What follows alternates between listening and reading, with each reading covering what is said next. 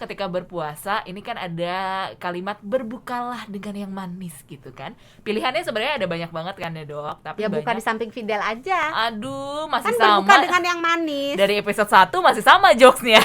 Tapi Gak ada tetap yang ketawa setuju kan? lagi di kolom komentar. Doksan doang, thank you banget supporter aku gitu kan. Tapi beneran nih dok, berbukalah dengan yang manis. Kalau di Indonesia itu sop buah, kolak semua udah banyak banget yang jualan. Jadi pilihannya lebih banyak yang manisnya tinggi dan gula tambahan jadinya kan ya. Kalau sop buah, kolak dan lain-lain. Direkomendasikan gak sih dok sebenarnya? Hai sahabat Sonora, kembali lagi di video terbaru Kamu Sehat barengan sama Fidel dan Dr. Santi dari Medical Center Kompas Gramedia. Hai dok. Halo Fidel, halo sahabat Sonora. Semangat banget Dr. Santi seperti biasa. Semoga Anda yang juga menjalankan ibadah puasa juga tetap semangat ya Dok Santi ya. Betul sekali. Karena di saat kita syuting video ini besok udah puasa kan dok. Nggak berasa ya? Nggak berasa banget. Nah ini kan lagi puasa di tengah pandemi dok. Jadi kesehatan tetap jadi nomor satu fokus utama. Betul. Ya. Nggak boleh ngasal dong makanan berpuasanya. Iya. Nah apa aja nih dok makanan-makanan bergizi yang harus dikonsumsi saat berpuasa? Ada nggak dok?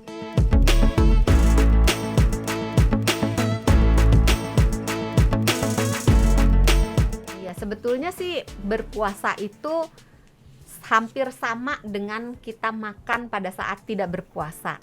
Yang beda itu hanya jamnya aja. Jadi agak pembatasan makannya tuh bukan waktu kita tidur malam tapi waktu kita aktif gitu. Tapi pada dasarnya apa yang dimakan adalah sama seperti sebelum berpuasa.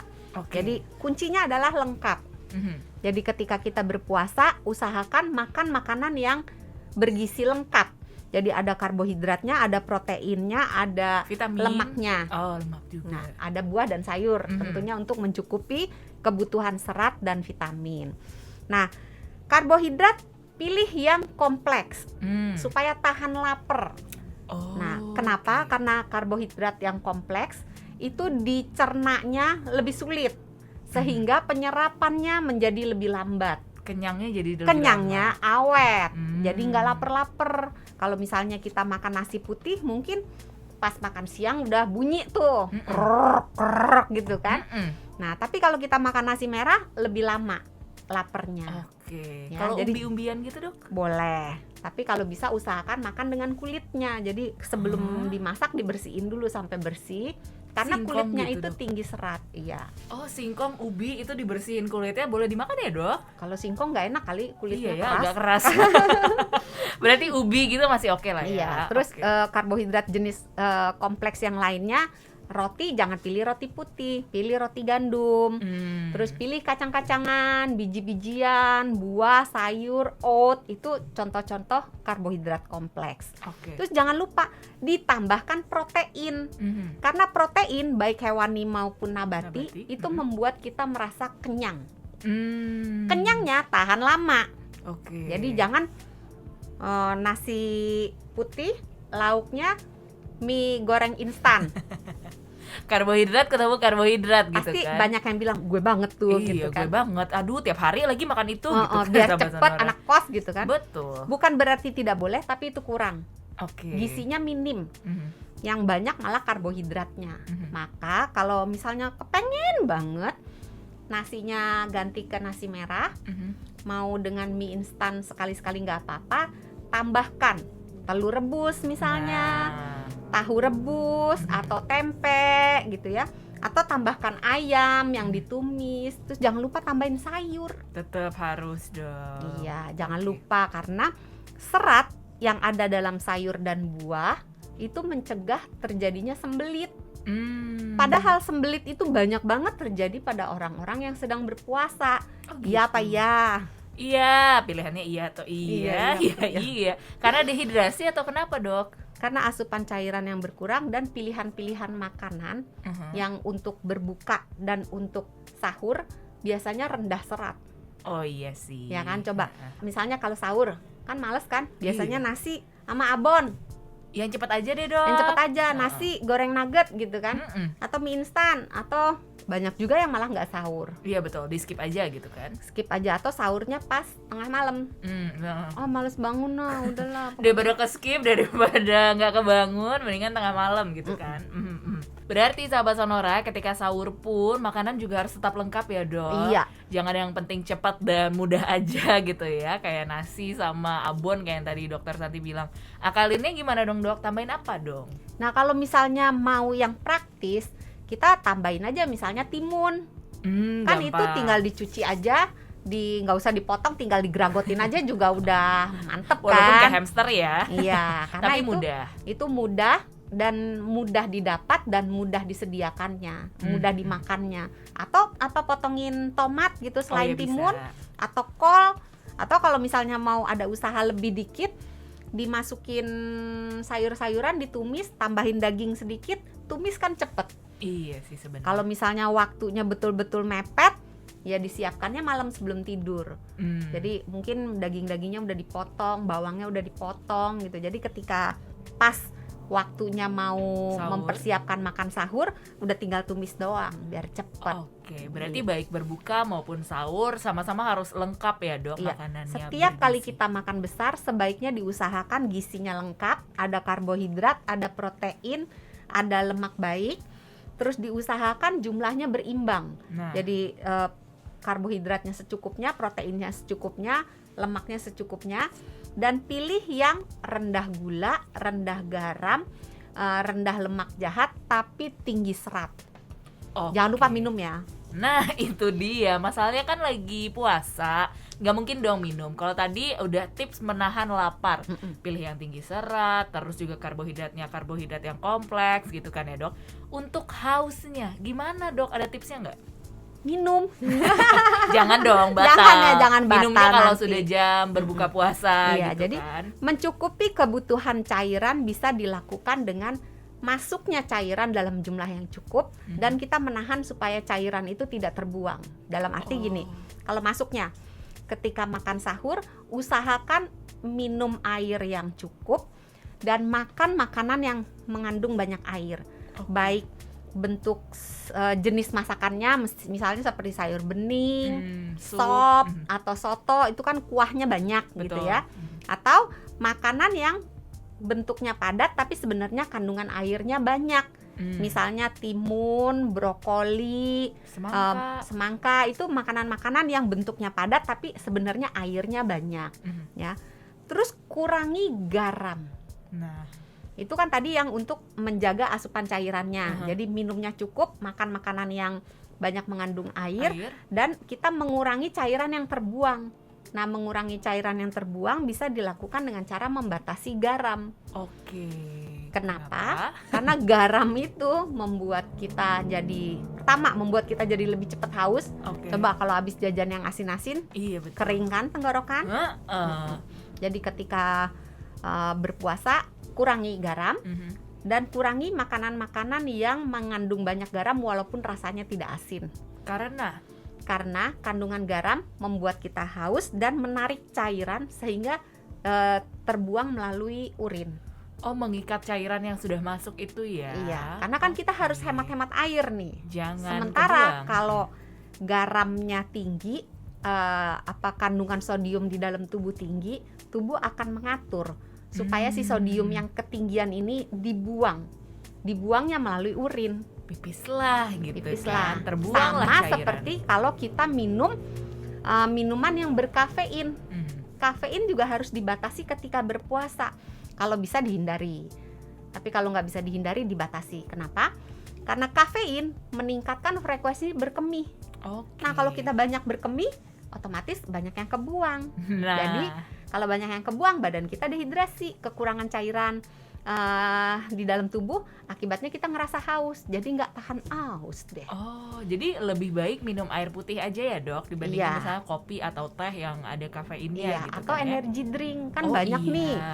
Kalau misalnya lagi bulan puasa biar strong semangat, gitu kan, semangat, minum minuman energi. Bukan tidak boleh, tapi dibaca dulu labelnya.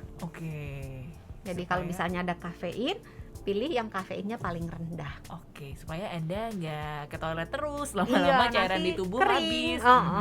Oke, jadi buat sahabat Sonora, tadi udah ada tips menahan lapar, menahan haus juga ya dok. Jadi apa yang Anda masukkan itu ditahan cairannya ya, jangan sampai ke toilet terus. Biar gitu. awet. Biar awet. Nah tapi selain itu juga ketika berpuasa, ini kan ada kalimat berbukalah dengan yang manis gitu kan. Pilihannya sebenarnya ada banyak banget kan ya dok. Tapi Ya buka di samping Fidel aja. Aduh, masih Kan sama. berbuka dengan yang manis. Dari episode 1 masih sama jokesnya.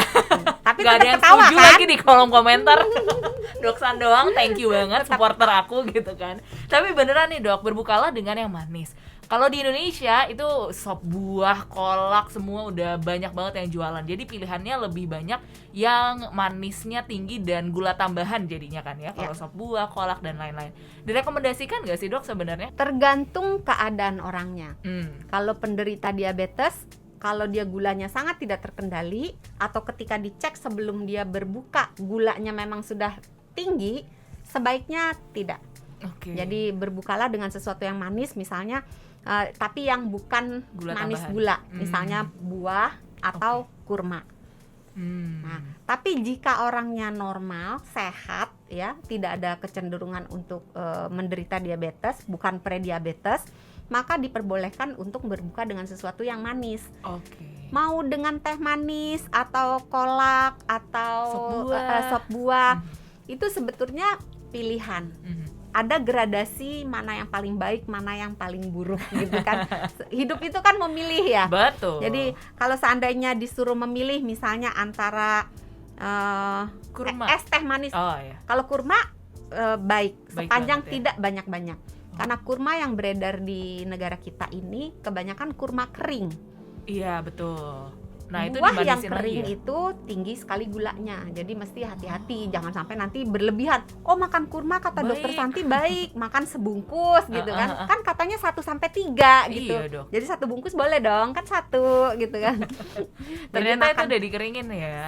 jadi makan 1 butir sampai 3 butir boleh ya. Oke. Tapi bukan berarti habis makan kurma terus makan kolak, terus minum teh manis, terus minum es buah. Benar-benar gitu kan. berbukalah dengan yang manis gitu kan. Semuanya yang manis-manis. Semuanya ada di depan Fidel gitu. Jadi manis semuanya. Tolong nanti diabetes gitu ya. Count ya, ini udah yang kedua. Tolong editor ditambah ini yang Jangan kedua diedit, di video jangan, kali ini. jangan. Nah, Ntar diedit pasti. Tadi, Ya lanjut.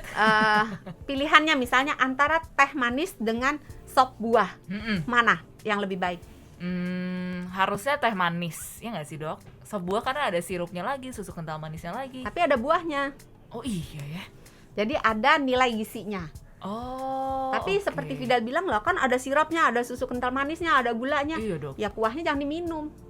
Ya nggak enak atuh. Ya minumnya jangan banyak, minumnya seember gitu kan. Atau gimana kita akalin teh manis dan buah dimakan terpisah. gitu Boleh kan. loh, teh manis Iya itu kan? Ambil jalan dikurangi gulanya supaya menjadi manis, ditambahkan sesuatu buah yang manis jadinya enak. Nah, selesai. Jadi es teh buah. Bagus tuh buat jualan. Ide jualan Iya, gitu ya. abis Es ini teh kita buah bikin ala-ala Dokter Santi. Sonora bisnis gitu. Iya. Cakep. Ya, jadi boleh misalnya mengurangi manisnya dengan misalnya gula pasirnya diturunkan, tambahin kayu Buah. manis, tambahin buah biar jadi es teh buah. Bagus. Boleh. Ya. Terdengar aneh tapi dicoba dulu aja. Siapa tahu berhasil kan. Siapa gitu tahu kan. enak gitu ya. Nah, jadi di antara banyak pilihan kita harus memilih mana yang lebih baik dan mana yang lebih ada isinya, dalam arti ada nutrisinya. Itu kalau pilihan berbagai macam makanan manis untuk berbuka puasa. Tapi nggak lengkap juga kalau berbuka puasa nggak pakai gorengan. Boleh nggak dok? Kalau dikit mah nggak apa-apa gitu ya. Jangan belinya 1 tapi 1 RT gitu dihabisin. 1 RT tapi buat sendiri gitu Iya, kan. buat serakah. sendiri gitu. Kalau sedikit tidak apa-apa, tapi kalau bisa dihindari. Pilihannya apa nih yang boleh dan yang tidak direkomendasikan? Pilihannya, pilih yang ada nilai gizinya. Oke. Jadi kalau misalnya sesuatu yang digoreng sama-sama digoreng, kita tentu harus memilih gitu ya. Jadi misalnya apa ya, gorengan tuh adanya apa aja Tempe sih? goreng. Tempe goreng pisang tuh masih ada goreng. gizinya, pisang goreng masih, karena tempe sendiri kan bergizi gitu ya. Tapi di antara mendoan dengan yang Cireng kering, gitu bukan misalnya. tempe mendoan dengan tempe kering, tempe mendoan lebih baik. Oh gitu dok. karena gorengnya nggak terlalu lama. Iya, nggak terlalu lama gitu, dan minyaknya jadi nggak nyerap banyak. Dan mendoan itu karena dia digorengnya cuma sebentar, itu bakteri-bakteri yang ada di dalam tempe itu kan probiotik kan, jadi lebih baik karena semakin panas suhunya semakin banyak yang mati. Ini fun fact loh, dibandingin Anda tempe goreng biasa di gorengan, mendingan pilih mendoan ya ternyata. Walaupun ya kalau dibandingin dengan tempe yang Oseng-oseng dikukus aja, atau dioseng-oseng, tentu lebih bagus yang dikukus atau dioseng-oseng. Ya semakin sedikit minyaknya semakin sedikit baik minyaknya. gitu ya. Oke. Terus berarti pilihan lainnya misalnya antara pisang goreng dengan cireng. pisang goreng dong, yang satu tepung Iya, doang. betul. Top banget. Keren Dapet banget piring, aku, satu keren. poin. Dapat piring. Dapet Oke. piring. Nah, Karena jadi, kalau cireng kan ya cuman aci aja gitu ya. iya, Dok. hanya karbohidrat aja karena isinya hanya tepung, penyedap rasa. Sedangkan kalau pisang ada buahnya kan, jadi ada kandungan buahnya, ada buah pisangnya, sehingga di antara kedua pilihan yang sama-sama buruk, yang lebih tidak buruk adalah yang pisang goreng. Oke. Tapi daripada pisang goreng lebih baik pisang kukus atau pisang buah pisang yang nggak diapa-apain. yang ya? nggak diapa-apain. Oke, Gitu. baiklah. Itu tadi sudah lengkap ya tips dari Dokter Santi. Gimana caranya menjaga supaya Anda nggak kelaparan, terus juga cairan di tubuh tetap terjaga di tengah puasa. Pilihan untuk berbuka puasa dengan yang manis, dengan goreng-gorengan juga dibolehkan. Tergantung ke Anda sendiri dan pilih yang betul yang mana ya. Iya. Dok? Yang lebih Jangan lupa baik yang tidur mana? loh. Oh iya, tetap ya. Iya, karena Harus. kalau kita kurang tidur, itu pilihan makanan kita cenderung jatuh. Ini secara fakta ya, secara penelitian. Kalau orang kurang tidur, pilihan makanannya itu akan jatuh pada makanan yang manis Oh gitu. dan makanan yang berlemak. Jadi tidur kaitannya erat dengan pola makan. Wow, menarik. Oh wow. Jadi cukupi tidur Anda juga, sahabat Sonora, dibuat jadwalnya walaupun harus bangun Tapi subuh-subuh kan. jangan dibalik ya. Kata Dokter Santi, kalau kurang tidur, pilihan makanannya itu adalah pilihan makanan yang Tidak sehat. tidak sehat. Jadi mari kita kurang tidur supaya bisa makan yang tidak sehat. Bukan gitu. Itu agak kesalahan sesat berpikir Sesat gitu kan berpikir, jadinya. sesat berlogika. Jangan disambung-sambungin. Itu tadi ya tipsnya sudah lengkap dari Dokter Santi. Semoga ibadah puasa Anda lancar. Selamat menunaikan ibadah puasa dari tim Kamu Sehat ya, sahabat Sonora. Dan terima kasih Dokter Santi. Sama-sama. Jangan lupa sehat itu mudah, sehat itu murah. Jangan lupa juga untuk nonton video-video Kamu Sehat lain di YouTube channel Sonora FM. Dan kalau Anda mau mendengarkan versi podcast, ada di Spotify, Apple Podcast, dan Google Podcast. Kita ketemu lagi di episode berikutnya. Bye. Dah.